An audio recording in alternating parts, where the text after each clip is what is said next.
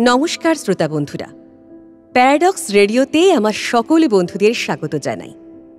আমরা তোমাদের জন্য প্রতি সপ্তাহে নিয়ে আসছি নতুন নতুন স্বাদের গল্প। আজকের গল্প অজান্তেই সন্ধ্যা নেমে আসে। আজ আবিরের কনসার্ট, জমজমাট শো, হাউসফুল। আবির মঞ্চে ওঠা মানেই একটা আলাদা ব্যাপার। এখনো বাকি ও বন্ধুরে, ছেড়ে যাস না রে, এ মনকে দিস না বাকি। কেন সময় আজ অসহায়, কোন সেদিনের গান শোনায়, মন বোঝে না কোন ঠিকানা।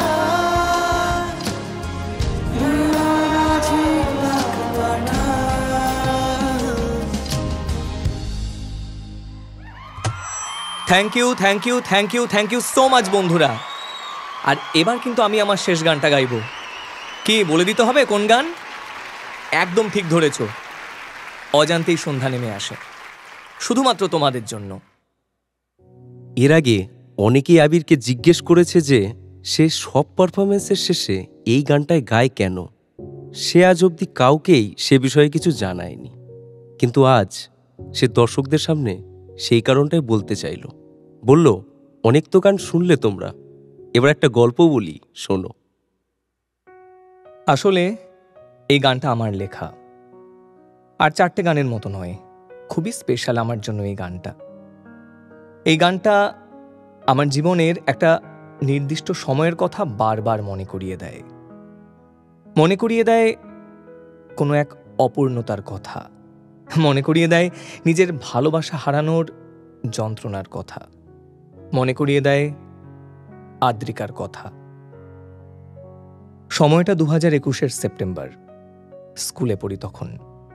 আমার প্রথম ব্রেকআপের পর আমার বন্ধুরা আমাকে দোষ দিয়ে সরে গিয়েছিল। হুট করে সব দিক থেকে একা হয়ে যাওয়ার কষ্টটা তখনই হাড়ে হাড়ে বুঝেছিলাম। এমন সময় আদ্রিকা আমার জীবনে আসে। আমার জীবনের সবটুকু অন্ধকার শুষে নিয়ে ভোরের নূতন আলোর মতো আমার জীবনের প্রত্যেকটা কোণা আলোয় ভরিয়ে দিয়েছিল সে। কেউ যখন পাশে ছিল না, তখন একমাত্র আদ্রিকাই ছিল যে আমাকে কোনোদিনও ছেড়ে যাবে না বলে কথা দিয়েছিল।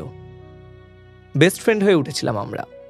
কিন্তু তখনই গুঞ্জন শুরু হয়ে যায় যে অনন্যার সাথে ব্রেকআপ করার 1 মাস না যেতেই আমি আদ্রিকার সাথে প্রেম করছি। আবার কেউ কেউ তো এসবও রটিয়েছিল যে আমি আদ্রিকার জন্য অনন্যাকে নাকি চিট করেছি। শুনে খুব খারাপ লাগতো, লাগাটাও স্বাভাবিক। তারপর এলো জানুয়ারির 10 তারিখ, সালটা 2022। সেদিন রাত্রে আদ্রিকা হঠাৎ করে প্রপোজ করে আমাকে। ভীষণ রকমের ভয় আর ভালো লাগা একসাথে চেপে ধরে আমাকে। আদ্রিকা আমাকে পছন্দ করে। স্ট্রেঞ্জ। ও দেখতে খুবই সুন্দর, ও চাইলে যে কোনো ছেলের সাথে প্রেম করতে পারত। অনেক প্রপোজালও পেত, সেখানে কিনা ও আমাকে ভালোবাসে।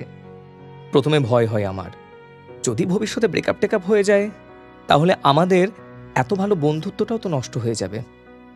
ওকে না বলে দিই প্রথমে।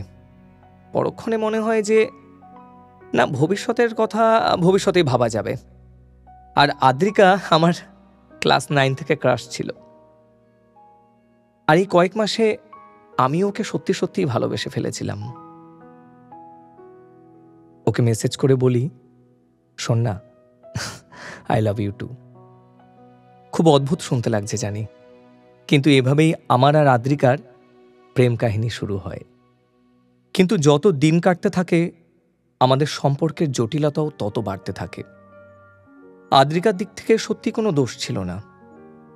আমি আস্তে আস্তে ওকে টেকেন ফর গ্র্যান্টেড হিসেবে নিতে শুরু করে দিই। মেসেজ করলে সিন করতাম না, রিপ্লাই করতাম না বেশি। কল করলে বেশি কথা না বলেই কলটা কেটে দিতাম। জানি তোমাদের হয়তো এসব শুনে আমাকে খুব টক্সিক মনে হচ্ছে। মনে হওয়াটা অস্বাভাবিক কিছু না, কিন্তু হ্যাঁ, এটাই সত্যি।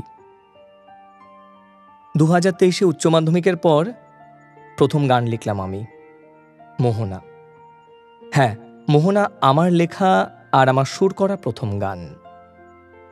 অনেকেই জিজ্ঞেস করে আমাকে, মোহনা গানের মোহনাটা আসলে কে? তাদের উদ্দেশ্যে বলি, মোহনা গানটা আমি আদ্রিকাকে নিয়েই লিখেছিলাম। সুর দেওয়ার পর গেয়েও পাঠিয়েছিলাম ওকে। খুব পছন্দ হয়েছিল ওর, কিন্তু ওকে কোনোদিনও বলিনি যে গানটা আসলে ওর জন্যই লেখা। ও অনেকবার জিজ্ঞেস করত, এই মোহনাটা আসলে কে রে? কিন্তু কোনোদিনও ওকে বলতে পারলাম না যে এই মোহনা আসলে তুই, অদ্রিকা। তারপর এলো সেই দিন, 2024-এর 27শে জুলাই। আমার কলেজ ছুটি থাকার কারণে সেদিন আর কলেজ যাইনি। দুপুর থেকে বৃষ্টি শুরু হয় সেদিন।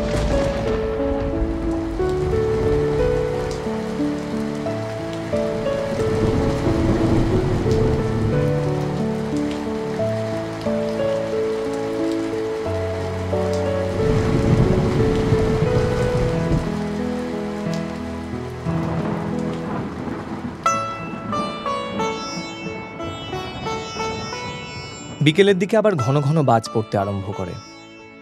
আদ্রিকা বাজের শব্দে খুব ভয় পায়। আমি সচরাচর নিজে থেকে কল বা মেসেজ আদ্রিকাকে করি না, কিন্তু বাইরে পরিবেশের এই হাল দেখে খুব চিন্তা হচ্ছিল ওর জন্য। তখনও কলেজ থেকে ফেরেনি ও। ঘড়ির কাঁটা তখন 6টা বাজার ঘন্টা শুনিয়ে দিয়েছে। মনটা কেমন কু ডাকছিল, কেন জানি না। ওকে কল করি আমি। কলটা রিসিভও করে আদ্রিকা। কিরে, বাড়ি ফিরিসনি এখনো? না রে, এই ফিরছি। ওই একটু কিছু জিনিস কিনলাম হাতিবাগান থেকে। আমি বাড়ি ফিরে তোকে জানাচ্ছি, আবির, চিন্তা করিস না। হ্যাঁ হ্যাঁ, সাবধানে ফের, আমি রাখছি। এই বলে কলটা কেটে দিয়েছিলাম আমি। আমার জীবনের সবচেয়ে বড় ভুলটা সেদিন নিজের অজান্তেই করে ফেলেছিলাম। কল কেটে দেওয়ার 2 ঘন্টা পরেও কোনো কল বা মেসেজ করেনি আদ্রিকা। ওকে আমি মেসেজ করলাম, কিরে ফিরলি? দেখি অফলাইন। ওকে কল করলাম, মোবাইল সুইচ অফ। মনটা আবার কু ডাকতে শুরু করলো। এমন সময় হঠাৎ ফোনটা বেজে ওঠে আমার। দেখি আদ্রিকার দিদি অদ্রিজাদি কল করেছে।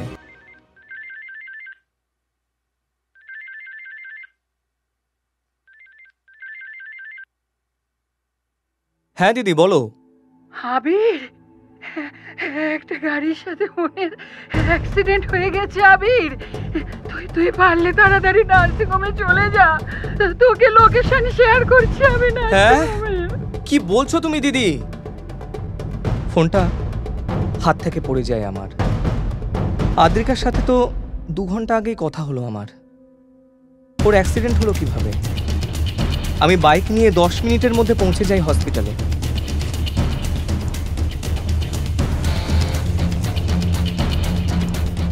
আমি অদ্রিজাদি আর আদ্রিকার পরিবারের লোকজনদের কাছে গিয়ে জিজ্ঞেস করি,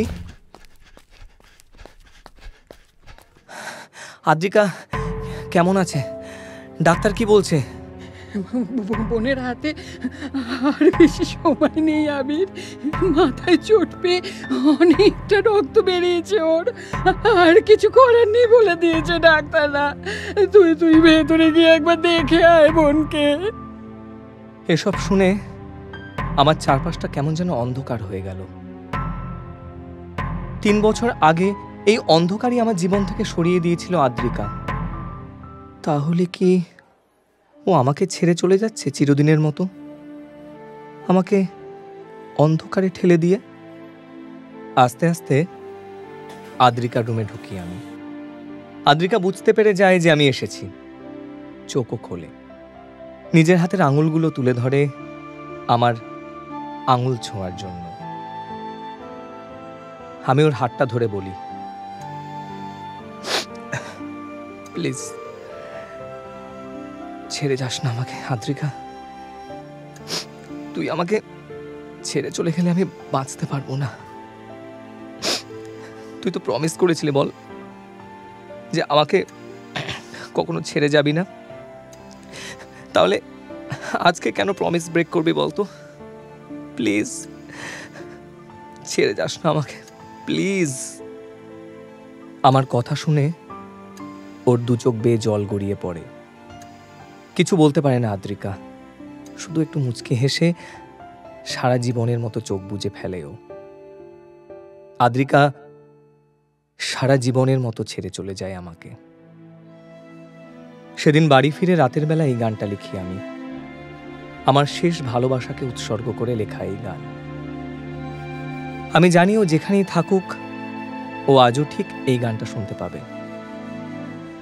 তো গানটা আমার সাথে গাও। আর তার আগে তোমাদের জন্য একটাই কথা বলার আছে আমার। যদি কাউকে ভালোবেসে থাকো তার কাছে কনফেস করবে সেটা। যদি কারোর সাথে সম্পর্কে যাও তবে ভালোভাবে থাকার চেষ্টা করো। কাউকে টেকেন ফর গ্র্যান্টেড নিও না কখনো। আমরা হয়তো ভাবি মানুষটা তো আছেই, কোথায় বা যাবে আমায় ছেড়ে, কিন্তু আমাদের কাছে উপেক্ষিত হয়ে আমাদের ব্যবহারে কষ্ট পেতে পেতে সেই মানুষটা সরে আসে আমাদের থেকে, বা এমন কিছু ঘটে যায় যে কারণে মানুষটা বরাবরের মতো ছেড়ে চলে যায় আমাদের জীবন থেকে। তারপর সেই মানুষটা আর না থাকলে তখন আমাদের রিগ্রেট করা ছাড়া আর কিচ্ছু করার থাকে না। এটুকু বলার পর আবিরের চোখে মনে হয় এক বিন্দু জল দেখা দিল, যেটা সে সাফল্যের সাথে লুকিয়ে নিতে সমর্থ হয়। তারপর শেষ গান গেয়ে মঞ্চ থেকে বেরিয়ে যায় আবির। পারফর্ম করে ফেরার সময় হঠাৎ একটা পারফিউমের গন্ধ পায় আবির তার গাড়িতে। অবাক করার বিষয় হচ্ছে এই একই পারফিউমের গন্ধ সে আদ্রিকার থেকেও পেত। আশা করি আমাদের গল্প তোমাদের ভালো লেগেছে। প্রতি সপ্তাহে আমরা নিয়ে আসছি এরকমই নতুন নতুন গল্প। আমাদের গল্প যদি তোমাদের ভালো লাগে তাহলে অবশ্যই আমাদের চ্যানেলটি সাবস্ক্রাইব করো আর লাইক, কমেন্ট, শেয়ার করে আমাদের সঙ্গে থেকো।